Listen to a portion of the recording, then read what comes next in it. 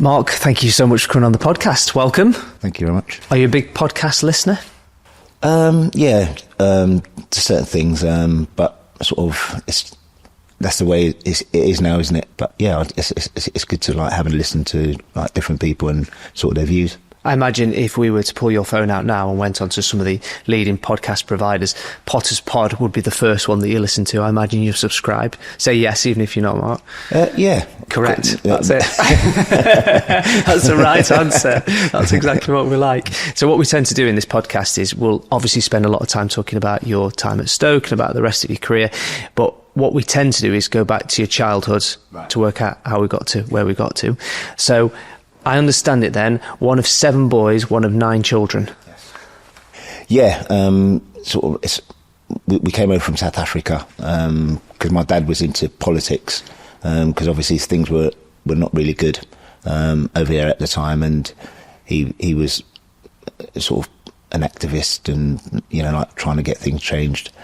So we had to leave the country really, and we came to England, and that's where it all started really for us. For you, when you were coming over, I suppose you were really, really young at that point, weren't you? So was it a case of your family, your mum and dad were talking about the life before and you never really knew it, really? Yeah, because sort of obviously I'm the youngest boy, and sort of my older brothers and obviously my mum and my dad, they spoke to us about sort of the life before, and sort of coming to England, it was like a new beginning, you know, like for us, and we've been here like a very long time, and it was nice to see that it changed in South Africa, you know, sort of like the government, and the fact that my mum and dad could go back to see it again was like really a nice moment. Any early memories? You know what, I had the best childhood anyone could ask for, really. Obviously my mum and my dad were quite strict, but coming from 7 boys, it was, as you can imagine, like manic, because we all love sport. My dad was like a sportsman, and I think for us that was the only that was one of the ways, you know, like of sort of having a career, most probably not thinking then that we could have careers, but you know, as time went on, you know, sort of that was the path that sort of like 3 of my brothers took. Myself, my brother Brian and Edwin, we sort of loved sort of sport, just any sport really. I love cricket. I could have been a cricketer, and so it was just loads of fun really. And it's interesting that I work in a school now, and I see the way kids are now, and it seems to me they don't do half the things that we did. I just think we're missing a trick, you know, like with the kids having that sort of that natural way of playing, and I think that's what most probably helped, you know, myself do what I did really, I think. If you were the youngest of 7 boys, did you ever have anything new? Or was it just always what your brother had before that, brother had before that? The thing was we weren't flush with money, so like it was hand-me-downs. But to be honest, I never even thought about that, you know, because it was just what it was. And, you know, it's sort of like my parents done the best they could for us. And, you know, I think that as well just gave us a real good sort of sense and feeling of, you know, how we'd like to conduct ourselves really, I think, and our children, you know, like, because all my brothers have got children, so you can imagine it's like manic as anything, and so I think for me, sort of like the way I was brought up felt perfect in a way. I've got an older brother and then 3 older cousins. So every time something came to me, it'd already been worn about 5 times. So I can imagine what it was like. How do you think what happened with your dad over in South Africa impacted you growing up?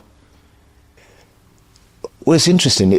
I suppose I didn't sort of realise it until I suppose when we got older, really, because my dad and my mum really kept us away from, you know, like, what was really going on, and sort of because I just remember my dad going to a lot of meetings. There was meetings at our sort of like the family house, and it was, but we was always kept away from all of that.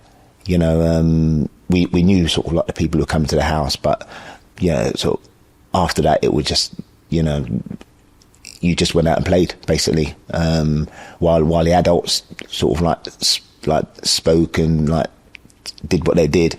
Like we were, you know, like just being kids really, sort of just like enjoying ourselves. What was it like from a point of view of turning up in a new country? Obviously you were very young when you arrived, but how did people treat you? What was it like compared to other people that were your age?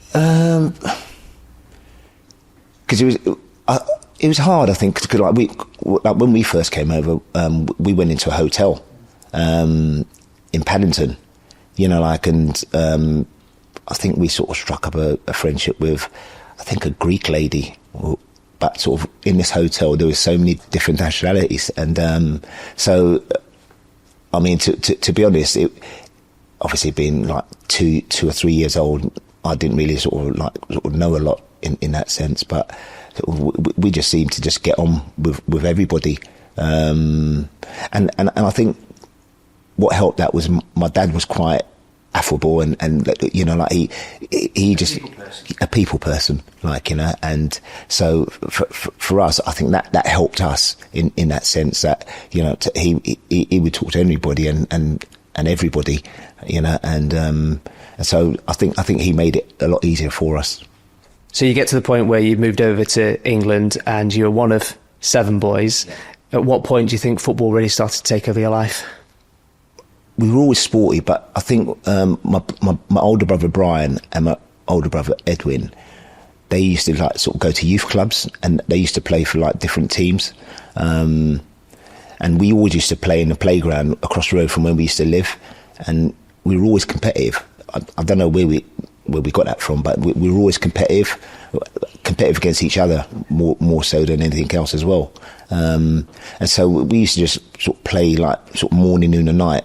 And then sort of like like I said, my older brother Edwin and Brian, they started playing in a couple of teams, and I used to go and watch. Like my mum and dad used to go and watch, and they used to take me because obviously I was the smallest, and I just remember, you know, all of a sudden my brother Brian and Edwin, they got spotted by Luton when my brother Brian was about 17, 18. He was at college, and David Pleat at Luton sort of took him to Luton, took both of them to Luton, and I think that's where it started, because I was still at school, and I used to go and watch Brian and Edwin play all the time at Luton. I used to get a sense of like a real good feeling, the fact that, you know, like travelling, you know, on the train with a couple of school friends and stuff, you know, like bunking the train and stuff like that, you know, like and just I remember sort of going into the bar afterwards, and, you know, like I'd see, like, you know, like the players you see on TV, and I was like, you know, like, and it actually it was such a good feeling. And did I ever really think that I'd end up being a professional footballer? Not really, because for me it was just about playing sport, really, because I just loved, you know, and I think I found something that really, like, I enjoyed doing, and, you know, I wasn't bad at. So, you know, like, whether it was becoming a professional footballer or possibly cricket or whatever, you know, I didn't really care, really. It's interesting you should say that. So when did you start to excel as a footballer? Because if at that age you didn't really think about it, were you loads better than the people that your age, or what point did you start to really notice that you were good? Well, because interestingly enough, I went to Watford when I was a kid. I went to Tottenham. They wanted me to go to Tottenham, and I went to Watford because there was this like scout guy who took like quite a few of us to Watford, and I remember going with one of my other brothers to a trial at Luton, like where I played against older people. I think I was about 12 or 13, and I was playing against 16-year-olds. And I think from them, the manager at the time, David Pleat, sort of like, he said, "Oh, come to train at Luton." But I think the fact for me was that it was such a difficult place to get to, you know, sort of like Luton, even Watford just seemed way away. So yes, like so distant. And then the only thing was at Watford, the guy who took me to Watford, he'd take a few of us in his van, drive us to Watford to go and train, you know. So I think that was the reason why I went to Watford, and I think that's where, yeah, because I was actually playing cricket as well, because I was in the Middlesex Colts. But I think the time when I really thought about it was when it came to sort of a time where I just thought, do you know what, I'd rather play football than cricket. At the time, Middlesex wanted to take me on their ground staff, but I was at Watford, and it was to and fro whether they're going to take me on as an apprentice or whatever. That didn't materialise, and from there, I sort of like, David Pleat asked me to come to train. Why don't you come train at Luton? And that's how it all started, really. I suppose when you say that you didn't really notice about the fact that you were playing against these old lads, if you're the youngest of 7, like playing against kids loads older than you is no skin off your nose, is it? It's just what you're doing every day. Exactly, because another experience I had is like my brother Edwin, sort of like he got let go by Luton by then. Sort of he was running the team on a Sunday, and like I was like 14, and he's gone like, right, come play for us, you know, against men on a Sunday morning. And I was like, really? You know, like, because I thought, you know, like, it's men, you know, and the thing was, like, I used to play sort of like quite regularly. These lads were like, they've obviously been out on the night before, like, full of like booze and stuff like that. And sort of like, you know, like, I remember like getting kicked about 3 or 4 times. I thought, flipping, I don't like this. So that gave me like an opportunity to like figure out, you know, how you're not going to get kicked. So like you have to move around, really, you know. So that was like a great, like, you know, base for me to, you know, learn a lot of things, really, you know. So that for me was the most important thing. Usually what we do in this podcast is we'll spend ages talking about someone's childhood and all the clubs that they played to before they got to Stoke, and then we'll start speaking about Stoke. And all my mates in the League Lads WhatsApp group, they'll hammer me because they'll say, it's meant to be a Stoke podcast, but we get like 20 minutes of an hour-long podcast of you talking about Stoke. So I'm very, very aware that we cannot possibly do that with you, because I will get lynched, okay?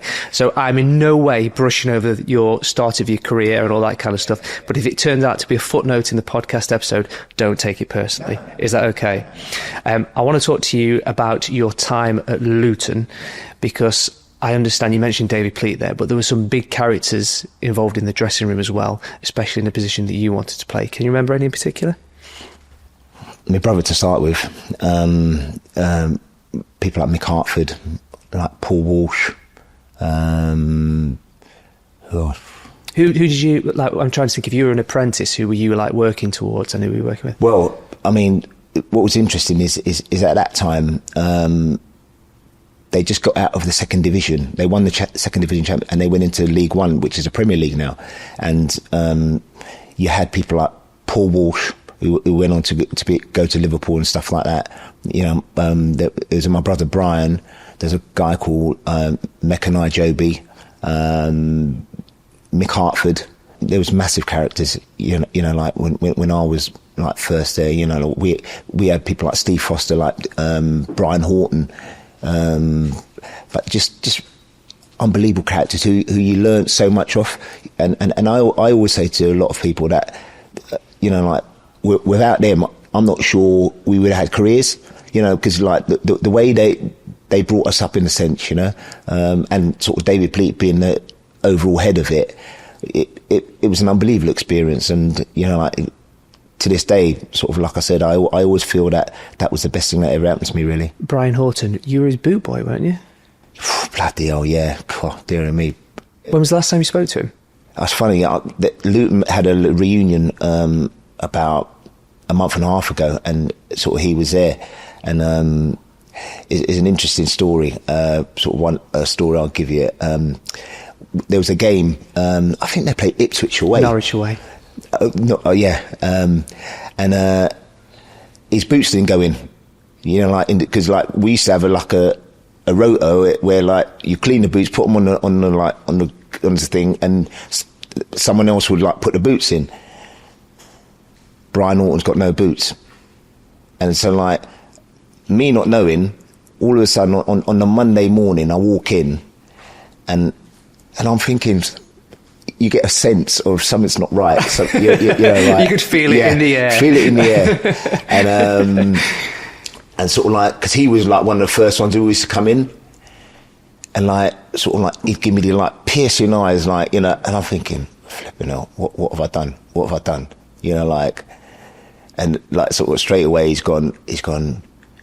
Where was me effing boots? Like, you know, I goes, what do you mean? Because I'm thinking myself, flipping hell. I did what I was meant to do. Yeah, you know, and sort of like he was like fuming, and like I thought to myself, flipping hell, what's happened? You know, in the sense of, I know I cleaned his boots, and the thing was, when I walked in that morning, I saw his boots on the pegs, and I'm thinking, drat. I'm going, and I'm thinking, something's not. And all of a sudden, you know, like he tore into me, like, you know, and the thing was, I just thought, oh, what do you do? You know, like maybe it's because you knew he was going to go on and manage Vale, and you knew you were going to play for Stoke. Maybe it was like a premonition. Could it be that? No, because you know what, we had so much respect for the, you know, like in them times it was a respect thing, and I mean, for me, he was like the ultimate professional, you know, like, and sort of just like setting standards of like how you got to conduct yourself and how you got to carry yourself, you know, like sort of doing things right and all that. And you know, it's funny, sort of whenever I see him, you know, like he'll give me the look, and I'm like thinking, flip it. I had the same feeling of like, you know, I go, I know, yeah, I apologise. Do you know how I know it's Norwich away? Because I rang him saying that you were coming to do the podcast, and I said, do you want to send him a message? And we had a little bit of a chat. Do you want to hear it? Oh, flip. Because he said that you would get feel a little bit self-conscious about this, and obviously with the camera, because this is obviously filmed for YouTube, I thought it'd be nice to get your expression and see if we can recreate that expression. Now, do you know, now you're showing it to me. Is it making you shiver already? Yes, because I've got the same feeling. Okay, here we go. This is a message from Brian Norton for you. He had a good football brain, he was sharp, he was quick, he scored. He was a very, very, very good player. Outstanding. Could have played at a higher level, in my opinion. Not only was good lads, I mean, I've talked about Brian and Mark, they're outstanding people. You know, they were very, very professional and always bright around the dressing room, always bright around the club. Very, very good people. He had a knack of scoring goals, full stop. If you've got that knack like his brother had, like he had, and that's why I signed him. That's why I signed him at Oxford, you know, he did well for me. Did he ever give you any trouble, or is he always good? The only trouble he ever gave me was when he was my apprentice at Luton Town and he forgot to put my boots in. I think it was Norwich away. I went to get my boots out of the skip and he cleaned them and everything, but he forgot to put them in. You can imagine how irate and angry I was with that. I imagine you took it all in your stride. You didn't mention it, did you? I don't think he took it in his stride. He says hello. But that, you know, like just even listening, you know, like, because when I was going through it, when I, you know, like that was the hardest time ever. Because you can't have upset him too much, because then he went to be the manager of Oxford and he took you to Oxford, didn't he? Yeah, and I think that was interesting. It's because, you know, I wasn't really doing that well at QPR, and I went in a swap deal with David Bardsley. The hardest thing was for like the players is when we left Luton, because there was such a like style that they played in that whenever you go into different clubs you have to adjust yourself all the time, you know. And he would always take wherever he's been, I think he's always taken younger, you know, the young lads from Luton, you know, because sort of the way we were brought up and, you know, like in the system that we played. So yeah, I mean, like when he took me to Oxford, David Moss was his assistant, who was the winger at Luton, and I had a great time at Oxford, you know, with Brian Norton. Can I ask you about when you look through your stats at your career? So obviously you played at Luton, went on loan to Aldershot, then you went to QPR. You had a strong season, and then it was a quieter season. Yeah. Then when you went to Oxford, was it 2 strong seasons and a quieter season? Was it the other way around? I think it was that way around, wasn't it? No, it was the other way around. Yeah, two strong seasons at QPR and then a quieter one, a strong season at Oxford and a quieter one. What happened? How come it? Because that kind of mirrors itself, doesn't it? Yeah, and I think I put it down to the fact that having left Luton when I did, I found it hard, because I was at Luton for about 6 or 7 years, and sort of obviously getting to know different people, how different teams play, all these different things. There's so much involved. I don't think people really understand. When things don't work out at a certain club, there could be loads of reasons. Like the manager might not fancy you.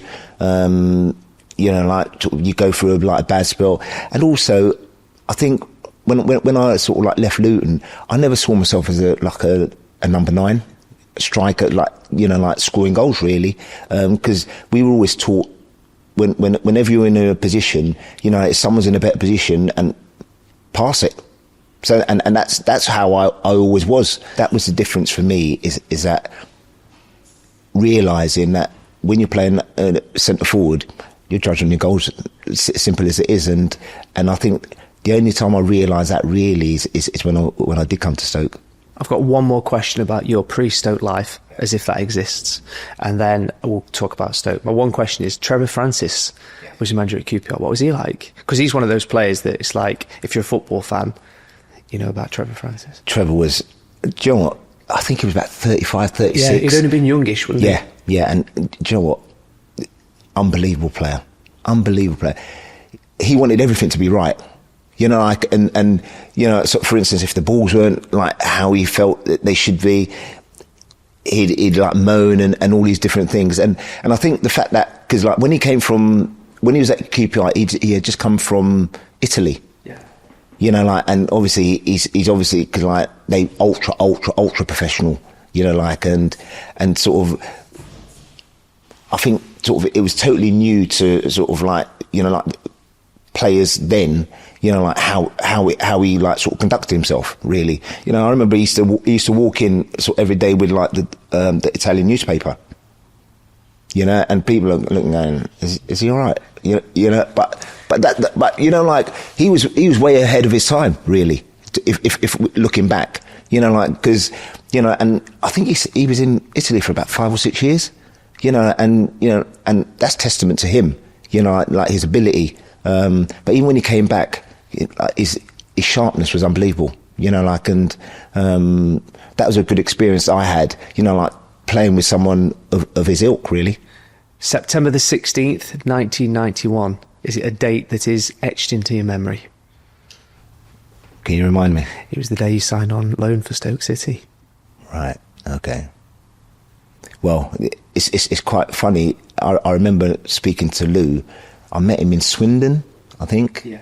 The best part about Lou is he just simplifies everything. Because I remember when we spoke, he just said, Steenie, what I think you need is to get away from London. Just concentrate on football. I think that would help you no end. No one really ever said that to me before. In a sense, and really sometimes, as young people, we need guidance. Other people can see it, but we've got blind spots and stuff like that. And if you're living it, you don't see what other people see. Yeah, and so I remember sort of he going, just give it a go. Come for a month and sort of see if you like it or not.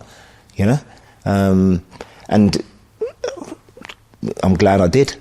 For someone who is quite at home in London, obviously all your family's there, your friends are there.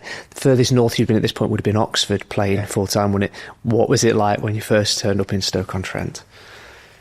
I think it was raining. No, in Stoke. I'm not having it. Someone check the diary. Someone check it. But I think the first time I came, we played a match. I think it might have been Torquay. Yeah. And the first match I played, I missed a sitter, a header. And I remember it to this day. So I can't remember who crossed it in. was it in the first half? I think, yeah, it was in the first half. And I've like headed it past the post, like a free header, like from about 8 yards out. I thought, flipping hell, that's not a good start. But just in general, you know, like playing with the lads at the first time, they just felt something really good about it. You know, like, and I, to be honest, it did surprise me, you know, like the amount of good players that were in the team at the time, you know, and I was like, no. I spoke to one of your former teammates yesterday at length. I had a good 45-minute chat with him.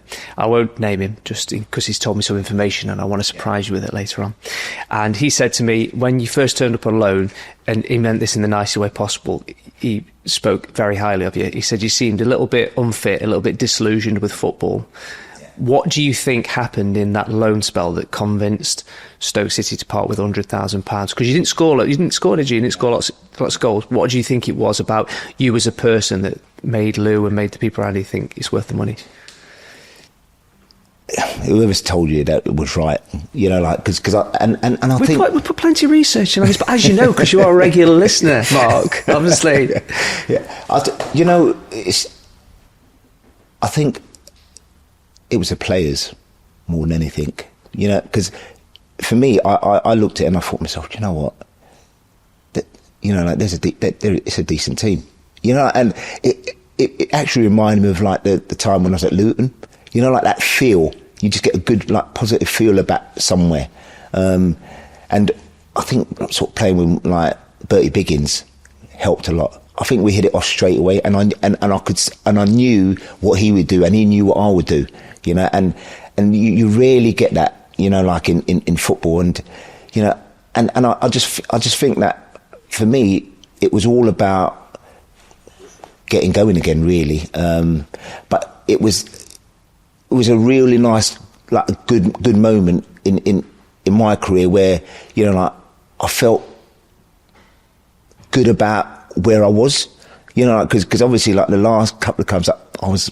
really a bit in and out and I wasn't really sure, you know, but I think sort of like when I came for that month, it actually changed my whole sort of being, really, and the big thing for me is that because I'm quite family orientated, and I think like because I used to like live with my mum and stuff, and my mum was like looking, and she even like sensed that I was quite happy in myself and stuff like that, and I think that helped, you know, like because for me, you know, like it all sort of intertwined, you know, like at that moment in my life, and you know, like sort of it went on to like sort of like get better and better. I can tell him the truth and also how much you enjoyed it, because for people that are listening to this and not watching it, your whole body language is lifted up since you start talking about Stoke. Yeah. It's like just even thinking of that time just makes you happy. Oh yeah, and that's the thing for me. We had great lads, you know, and I can't speak enough about the lads, you know, like that were there at the time, you know. I mean, I remember first coming in and I was sitting next. I used to change next to Mick Kennedy, you know, like he's no longer with us, you know, like, and which is like, unfortunate, and you know, but sort of we had some like massive characters, you know, like at the time, you know, like sort of Noel Blake, you know, and stuff like that, and yeah, but it was such a feel good factor, you know, like at the time, and what I remember, it was just so competitive, the competitiveness, you know, but I think that's where how Lou was really good is like there was always competition, you know, like throughout, you know, and I think, you know, I think that's why we were successful, really. I don't know what we're going to talk about now for the next half an hour, because there's not really loads to talk about for those 2 seasons, is there? I think we're going to be scratching around. Let's talk about Lou. Let's talk about at one point your flatmate / housemate / Campbell Road resident. Well, it's funny because I love this idea. You tell the story, and I want to tell you what I think about it. Well, yeah, we lived across the road. So this is the back of Campbell. Is it Campbell Road? Yeah, yeah. We live Campbell Road, and the thing is, the gaffer used to always he'd only stay certain nights because like he'd be off scouting. He used to go everywhere. Was it Wednesdays mainly you spent with him? Yeah. But he would be everywhere, like going to different games. To be honest, we hardly ever saw him. And it was me, Kevin Russell, and a couple of young lads. His son used to stay there as well. And it was actually quite funny, really. But I used to look at it thinking myself, because we used to train hard, really hard. And the thing was, sort of in the afternoon, I used to have to just go back and just, lie down, because I weren't the best of runners, by far. In fact, I think I was the worst. But I just think that sort of that helped me no end, in the sense of sort of getting my fitness to where it should have been. And it at that time, I remember sort of we used to get a couple of days off at times, where sometimes the gaffer would go after a game on Saturday, go, "I'll see you Tuesday," but it'd say, bring your flats, basically your trainers. And it was always like a nerve-wracking, when it was like, bring your flats, it was like, oh my God, but the thing is, I look back and I think, how do we get through it? But you get through it, and I think that's the most important thing is that, sort of training was quite intense, in fact, very intense. But then again, simplified. The gaffer was always simple about everything we used to do, our defenders, he just wanted just defend, keep the ball out of the net, and there weren't a lot of, the gaffer weren't nuance. Yeah, it was never a big meeting or whatever. Everyone knew what their jobs were, and and I think that's what helped the team really. That's great. But what I want to know is, what was he like to live with? Was he the kind of person that'd leave a tea bag on the side? Would he never take the bin out? Give me the inside track, Mark. Yeah. Did he leave his dishes on the side? Was he one of them? Yeah, he was. Because the thing was, I think I used to try to do a bit of cooking. Because we'd always have steak every night. That's because that was a big thing. But the thing was, he never really used to be there for it wasn't like a 24/7 thing. For dinner or or whatever. It was just like a feel good factor in the house, and also because it was so close to, because we used to go and watch the reserves, we used to go and watch the youth team play, and the thing was, everything was football, and so that. And I think sort of if I look back, you look at all the players, we were just football mad, everything was like around football, so which I think helped. Disappointingly, my source, I'm going to call him my source now because it makes you sound a little bit more journalistic, doesn't it? I like it. He tells me that you didn't really used to go out that much. He said if you did go out, he said he'd probably be sly and go back home, whereas you never see him in Maxime's on a was it Tuesday night or Wednesday night? Wednesday nights. Yeah, Maxime's was always on a Wednesday night. I remember, I'll give you... So was he right, first and foremost? Were you sly or were you... I used to go out. Okay. I used to go out. The smile tells me everything, but I'm looking forward to the story. No, but the thing was, I used to go out, and the thing with the gaffer, what used to be funny was the fact is, when we had a game during the week, he never used to want you to go out, because get his, which is understandable, We went out on the odd occasion, when we had but sort of, it wouldn't be a regular thing, and also to be honest, sort of the way we trained, it had an effect on that, and so I'd go out when every so often, and sometimes it's good to get team spirit with all the lads really, and so it was. Maxime was a good night out. What you're not saying is probably better than what you are saying. Well, I'd love to know, what was it like, and this is obviously you can't really compare it to anything else, but what was it like to be you at that point where things are going really well, especially in that first season, you start scoring goals, you're really feeling loved, you're feeling like you're part of a team, and you're going on a night out, in and around Adelaide, the places where you playing your football. Yeah. What was it like? Did you get, I don't want to say mobbed, but was there loads of attention? What was it like? Yeah, there was a lot of attention, but for me, I don't really enjoy that sort of part of it, you know, like because for me, I just look at it from the point of view, I'm lucky, you know, to you know, like do what I've most probably wanted to do all my life, I suppose, really, in that sense. And you know, like when you're out with the lads, you know, you just want to enjoy yourself, don't you? And so I've never really been comfortable in that sense, you know, like, and I'm like that now, you know, and I think I get that from my parents, because they always sort of were like reserved, you know, and they'd always sort of like, you know, if you thought you got too big for your boot, if they thought you got too big for your boot, they'd always like go, calm it down, you know.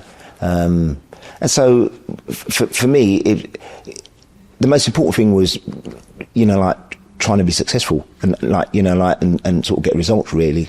I'll be honest with you, Mark, I'm a bit disappointed with that answer, because when I speak to the current squad, they tell me how they're dedicated to football and all this kind of stuff. I wanted stories of like crazy nights out with Ian Cranson and all that kind of stuff. So no, Cranny never used to go out. No, he told me that. Oh, rumour source. He'd never go out, but it was. Well, he said he'd never go out, but then he did say he might sneak off, which tells me he might sneak off. Well, the thing was, it was always myself. Rooster used to come out. Yeah, his name's on this list. Shawry, Bertie, Sandy. There weren't too many. Stigger. So we had a good fair few there. Good heads. Yes. Good squad. Yes. So there's a couple of things I really want to talk to you about, and I suppose they're going to be obvious. Any Stoke fan listening will know those, like milestones and things that happen when you're at Stoke. The one thing before we get into those is, after watching obviously the compilations of all your goals in preparation for this, can we clear up Exeter? Was it a cross or was it a shot? A cross. But when it went in, I thought, I'm going to tell everybody it was a shot. That was the first question that my mate said to me. He said, I want to hear about the finals, I want to hear about the 33, I want to hear about everything, but first question, was it a cross or was it a shot? So we can exclusive reveal on Potter's Pod, it was actually a cross. Yes, it was indeed. Okay. So when we talk about that season and your partnership with Bertie and all that kind of stuff, when you think back about that, what brought you the most joy? Is there any moments where you thought to yourself, that was the one for me that kind of really sums up that season? Well, you talking about 91? Yeah, 91, 92. Well, I just think the whole team, like sort of like culminating in, because we were top for like about 6 months, I think, 6-7 months, and we fell away at the end. Because it was only 5 points off top, weren't you, when you finished? Wasn't Stoke on 77, finished 4th or 5th, and then the team that went up were only 82 points, I think. Yeah. And I think sort of, obviously the lads, like got used to each other and stuff like that, and I think we had sort of like good players in the right areas, because I think that's how sort of like the gaffer would sort of like, get it to like, for instance, like get the ball up to the front lads, like Bertie would hold it in and stuff like that, or flick it on us. So we had it down to a, like a T really. What made him so good? His awareness and stuff like that, and he had a great touch, to be honest, and you always knew if the ball went into Bertie, he'd hold it, so that like you sort of like the people like Steve Foley and people like that, could run past him, like where he could like slip him in and stuff like that, or but he was always aware, knew what was around him, which made him sort of like what he was, I think. Did it feel special at the time? Because now you speak to Stoke fans now of a certain age, and they talk about that partnership as if it's like the halcyon times of supporting football. Did it feel special when you were doing it? Yeah, definitely. And you don't get that often. And it just felt right.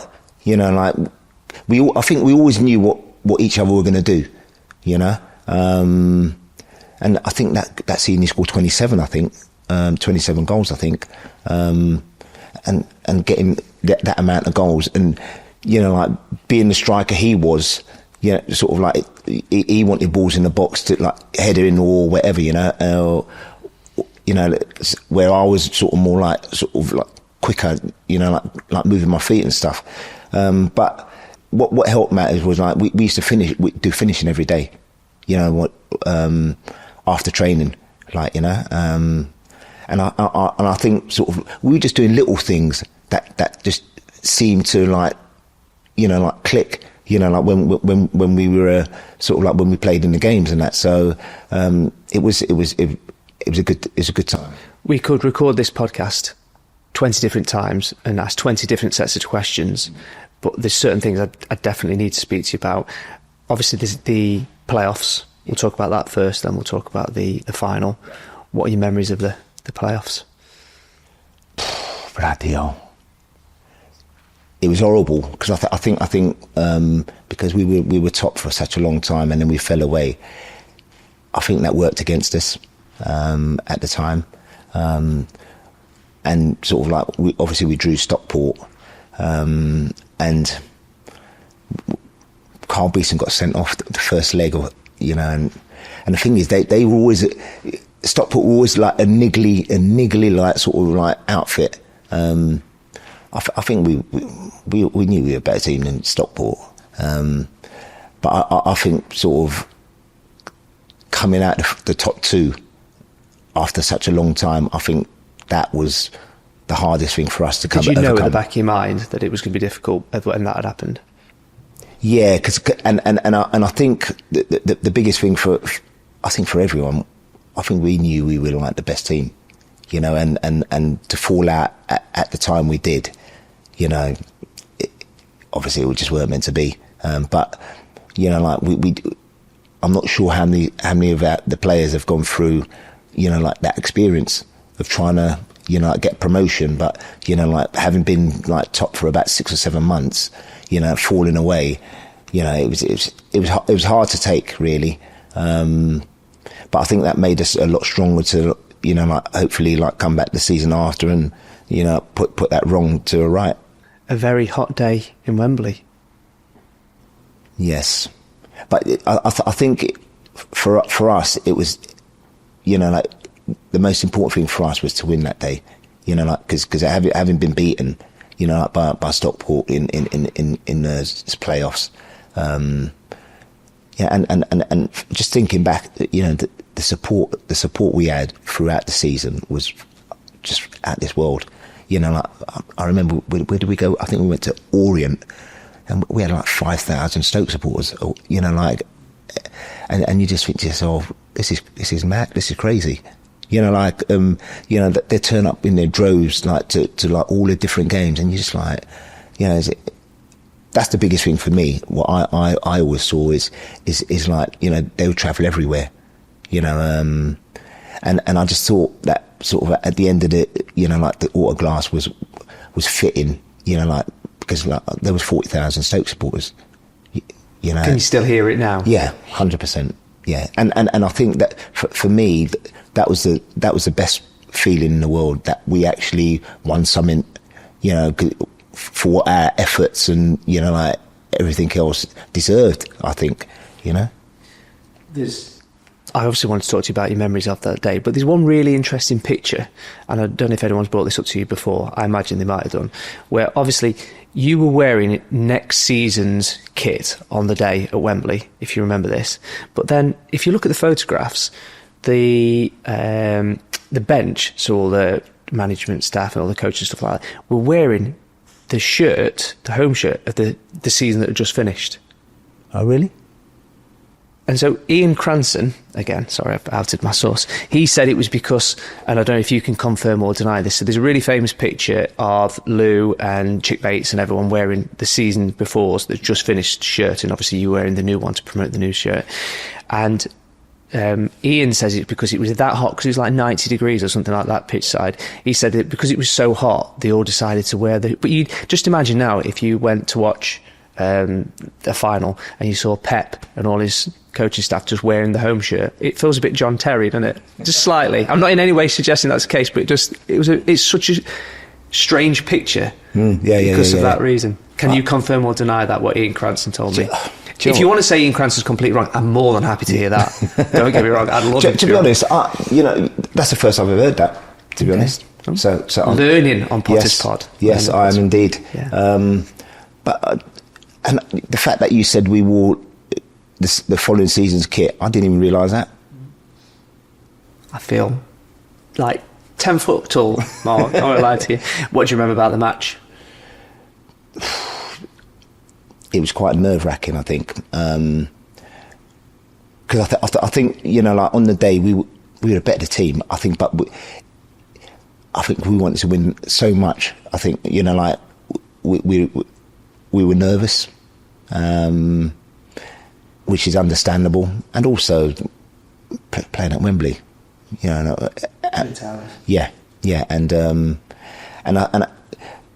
it was just fitting that we won. I just think because if we had lost and come back, I'm not sure how we reacted the following season. That gave us like a momentum, or like impetus to like show maybe like a push that we can we're going in the right direction. What was it like?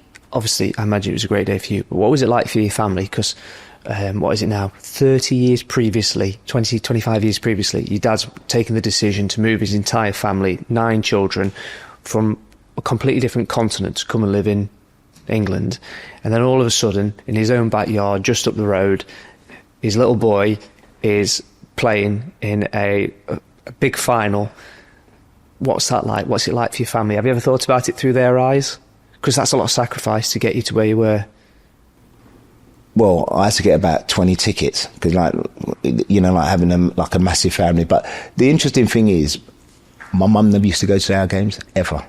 She used to just have a flag outside her window, and we'd always to try like get her to come, whatever, but she wouldn't. And the only game she ever went to was at Stoke. Her daughter, my brother's wife, took her. The only game she ever went to professionally was when Stoke played Barnet, and my brother Brian and Edwin played for Barnet, and I was playing for Stoke, and that was the only time she ever went to a professional game. I get the feeling you were quite close to your mum. Yeah. Bit of a mummy's boy? I'd say, yeah. And it was interesting is, for instance, Lou would a couple of times rung the house, and she'd go, "Oh, the gaffer's rung," and I think, "Oh, flipping hell, what's going on now?" He says, "I've been a Maxims." I'm thinking, "Oh, what?" She always spoke highly of the gaffer, always, and I think that that gives you a bit more confidence in, where you're at and stuff like that. And so, yeah, that day at Wembley, it was unbelievable. Because I remember travelling from the hotel, and we, coming down the M1, and all you're seeing is just all of the Stoke supporters. It was just mobbed. Yeah, and it's nothing like it. You were panicking because you're thinking, Lou's on the phone, I've got to put the bin out. It's bin day Thursday. I forgot the recycling. It's going to go mad at me. The season after, obviously you had the disappointment of your strike partner leaving. That must have cast, I'm not trying to put thoughts in my head, but that must have cast doubts on what was going to happen. But if you just look at the numbers, it must have just felt like everything you were doing, everything just turned to gold. Yeah, I mean, to be honest, because like we weren't sure whether like Bertie Biggins was going or not. It was always too. Because where he was living at the time, is that right? Because he's from that way, and then Yeah. it just meant so much more that he could just go back to 25 minutes from training and stuff like that. Yeah, and so you know, obviously he made the decision, but I still think sort of we felt we were like a decent side, you know, because the gaffer was always of the nature that, you know, like wherever, you know, like we'd always give a good account of ourselves, always, and obviously sort of when Bertie went, he brought in Dave Regis and he brought in Graham Shaw and like, you know, and I don't think they get enough credit. You know, like all the players that came in and like done a job, you know, because Bertie Biggins leaving, it was a big thing. Let's make no mistake about it. He was quality, but you know they came in and they sort of obviously sort of like done like unbelievable, because you're not gonna like go and win the league, you know, like unless you've got decent players, and sort of like they sort of like came in and sort of like done like sort of like their bit. How did you look back at that season? Best season for me, really. Anything that sticks out? Beating Port Vale. Because they were, you know, like I remember my first one when we beat them 2-1, but just the atmosphere, it was electric, you know, and so obviously we used to play at the Victoria Ground, and you used to just, you know, I remember that game specifically, the first one where it was sold out, but we could hear the supporters, you know, like outside the change room, because they had to walk past where we were changing, and they were just like this air of how I can't put words into how it felt, you know, like that there was you know, like the enormity of it, basically, you know, like the derby, I think, and you know, we went on to win it, which made it even better. And that season, just the goals that were scored, just so many. Oh, but you know, I've got to give credit to the other lads, you know, because you don't do it by yourself, and I think the biggest thing for me is we had some good players that I don't think get enough recognition. You know, you think about Steve Foley, he scored I think 18 goals from midfield. You know, like you got Beast, who's like a homegrown, you know, like Vince Ovis and like Cranny. Cranny's the bravest man in the world, by the way. You know, like he had like his knees weren't the best, but you know what? He'd train, he'd play. You could John Butler. You can name so many. You know, like who were like, and to me that they didn't get the recognition they deserve. You know, and it's always the same, isn't it? The centre forwards, like, you know, now if you're scoring goals, you're going to get the most like sort of attention. But you know, like the part they played in the success we had was massive. I'm very conscious of the time, and I know that you've got other commitments which we'll come on to in a second. And again, I've said this several times, but with someone like yourself, this podcast could be 10 hours long and we could just fill it, no problem, with stories. So I know we're going to get, why didn't you ask about this goal? Why didn't you ask about that goal? But there's only so much time I've got, so this is where I'm coming from. The one thing I've got to ask you about, which I know was a different season, was Manchester United. Bloody hell. And that iconic image. Well, the fact that you're playing against Man United says everything, doesn't it? But it's, you know, like the whole night was. I think, funnily enough, we thought that we could, like, you know, like do well against them. I remember like sort of like that night where we didn't fear anybody, because obviously we were going great guns in the league and stuff like that. And we just had a like an inner confidence, I think, you know, like, and whether it's Man United, whoever it was, I just think the gaffer, like instilled like values and different things in us that we thought we can be beaten, basically. Have you got that picture up in your house? Yes. Have you? Yes. Someone the painter Jo Watson, she painted like 3 sort of images of me from that night, 2 goals, and like when I scored my first goal, which I'll cherish that for the rest of my life, really. So one of the 2 questions, obviously we're recording this on the 28th of June 2025. Now the reason why we're doing this today is because it's the kit launch. It's obviously a very special day. Can I just show you?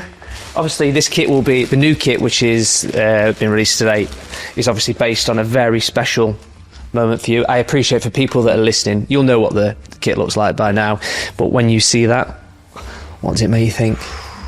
Exeter. It was definitely a shot. Yes. It was definitely a shot. Yes, it was definitely a shot. But I mean, like, I think it looks lovely, to be honest.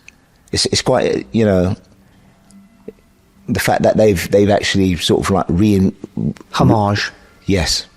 They've sort of jigged it, like from the 90s. Hopefully it gives us more luck as well. The interesting thing to point out is on this one, again, I appreciate if you're watching, I've had Adcock 9 put on the back of it, obviously my surname. Yes. And I realised afterwards, obviously, there's only one person that could be number 9, it was me against you. Now, obviously, you've scored more professional goals than me at this point, but what I'm saying is, I've still got time. Do you know what I mean? I'm not ruling it out. I could make a last-minute ditch attempt professional football. Yeah, you're right. It's not likely, but it could happen, Mark. Final question, which is what I promised someone I would ask you, is you came back to Stoke to play for Bournemouth at the new, as was then, Britannia Stadium. You had a couple of opportunities that didn't quite go your way. Looking back now, obviously you're a professional sportsman, you wanted to score those goals, but you're quite happy that you didn't score against Stoke when you came back? No. Nah, like you say, you're professional, aren't you? And it just wasn't meant to be, was it? So, it happens because the same thing was like labelled. I was labelled with when I missed a chance for Chelsea in the cup game when Stoke beat us 1-0.